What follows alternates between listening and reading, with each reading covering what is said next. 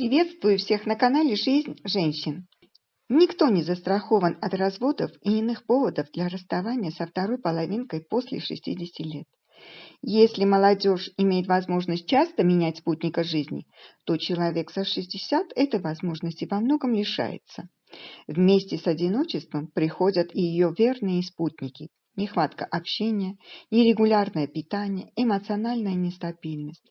Если вы чувствуете, что оказались в такой ситуации, предлагаю решить проблему.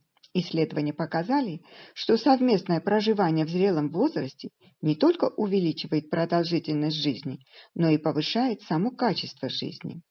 Отсутствие общения и социальная изоляция, определенные проблемы со здоровьем негативно сказываются на психологическом здоровье после 60, что нередко ведет к нервным срывам и развитию глубокой депрессии. Зачастую их незаслуженно обвиняют в отсталости и неспособности воспринимать современный мир. Однако это далеко не так. Многие пенсионеры активно интересуются новыми изобретениями и техническими достижениями, пользуются гаджетами и владеют компьютером. Психологи рекомендуют одиноким и невостребованным пенсионерам поверить в свои силы и не думать о том, что им нет места в нынешнем обществе. Вполне возможно в этом возрасте встретить свою вторую половинку и уйти от одиночества. Сближение между людьми за 60 происходит ради того, чтобы найти пару и жить вместе. Они не стремятся непременно вступить в официальный брак, хотя и такое бывает. Чаще объединяются хозяйством. Это для них важнее. Одиночество переносится тяжело большинством людей, и чем старше, тем больше тревожит эта проблема. Хочется, чтобы рядом был близкий человек, который поймет, разделит впечатление от просмотра фильма или интересной поездки. Хочется поддержки родственной души в трудную минуту. Зацепка для отношений. Время идет, а психологический аутотренинг не срабатывает.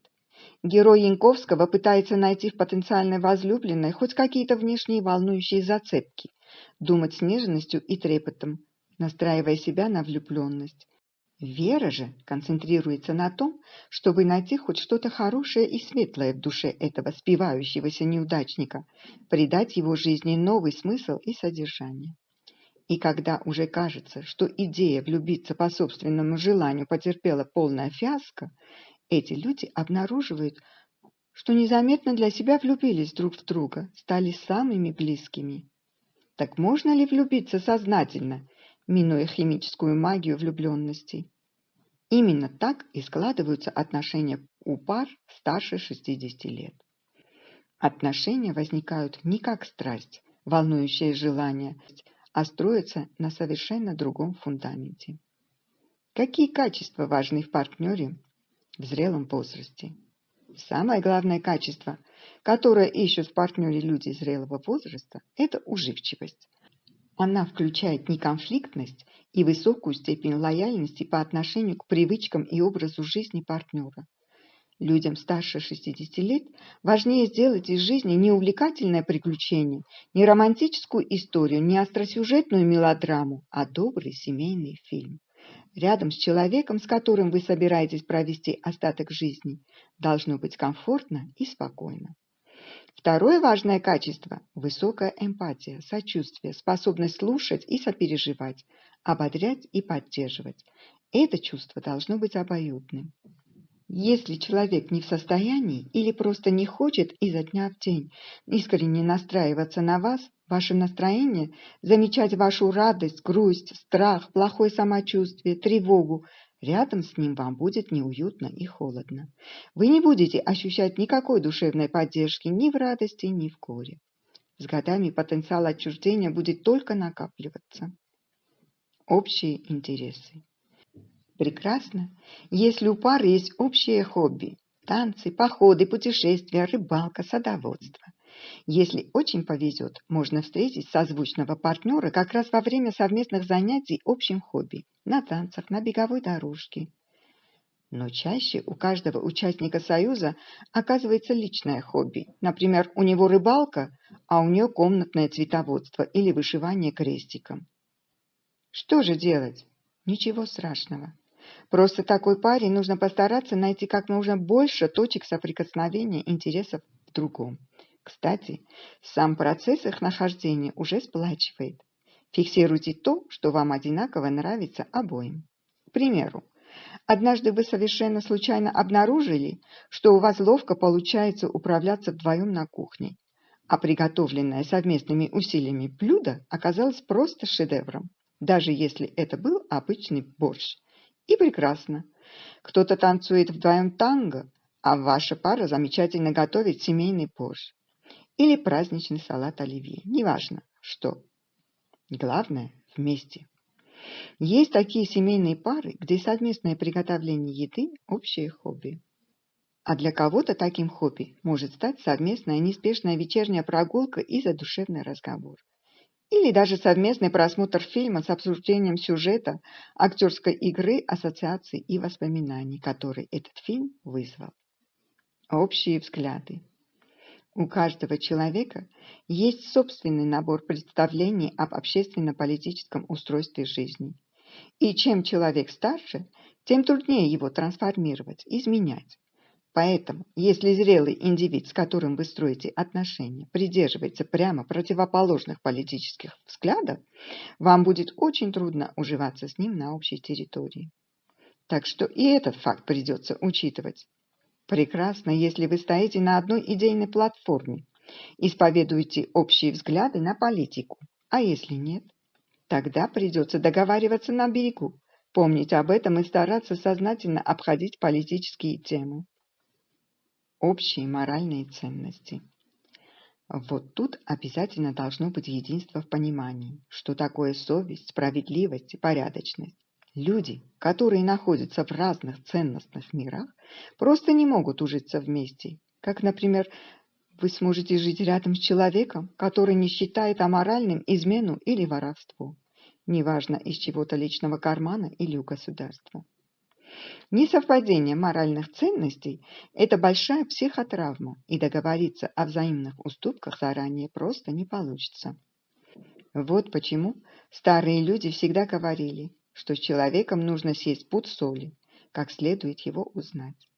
О моральных принципах не кричат на каждом углу и не рассказывают на первых свиданиях. Такие вещи не декларируют, и вам придется судить по поступкам своего партнера. Если вам показалось странным поведение вашего потенциального спутника в какой-то ситуации, обязательно постарайтесь чуть позже обсудить ее. Честно расскажите, что вас смутило или расстроило. Хорошо, если партнер в принципе готов в доброжелательной манере это обсуждать. А если вы наткнетесь на раздраженное «это не твое дело» или просто молчание в ответ, это очень серьезный повод подумать о перспективах ваших взаимоотношений. Если такое произошло на заре ваших отношений, это важный сигнал к тому, что последующая совместная жизнь вряд ли сложится гармонично. Так стоит ли начинать? Личное пространство.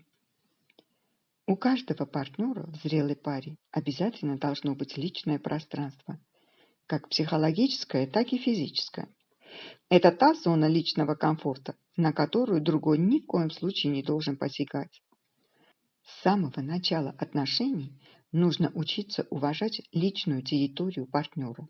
Например, он не любит, когда вы пытаетесь обсуждать важные вопросы и проблемы за едой, а предпочитает ужинать спокойно и расслабленно. Значит, процесс еды – это его территория психологического комфорта. А если вы предпочитаете тишину или расслабляющую музыку в спальне перед сном, а триллеры и остросюжетные фильмы мешают вам настроиться на сон, то спальня и ваши ритуалы отхода ко сну – это ваша личная территория комфорта, которую он должен уважать. Учитесь слышать друг друга, уступать друг другу, искренне сочувствовать и не проявлять назойливого внимания к тому, чем ваш партнер предпочитает заниматься самостоятельно. И тогда вашей паре удастся избежать моментов напряженности, уйти от конфликтов, воспринимать ваш союз как очень большую, пожалуй, самую главную ценность. Будьте открыты новому знакомству, но помните и о подводных камнях, которые может скрывать флёр романтики. Во-первых, одинокие люди после 60 могут быть обременены вредными привычками. Прикиньте сразу, готовы ли вы с ними мириться, чтобы не получить обузу в свой дом. Во-вторых, будьте готовы к тому, что взрослые дети не поймут ваших отношений, будут против и начнут ревновать. Проявите терпение, представьте себя на их месте. В зрелом возрасте, вступая в новые отношения, нужно присматриваться друг к другу, учитывать риски и обременения каждой из сторон, взвешенно принимать решения. Именно так и ведет себя большинство людей, переступивших порог мудрости. Поделитесь в комментариях, что вы думаете по этому поводу. Не забудьте подписаться на мой телеграм-канал.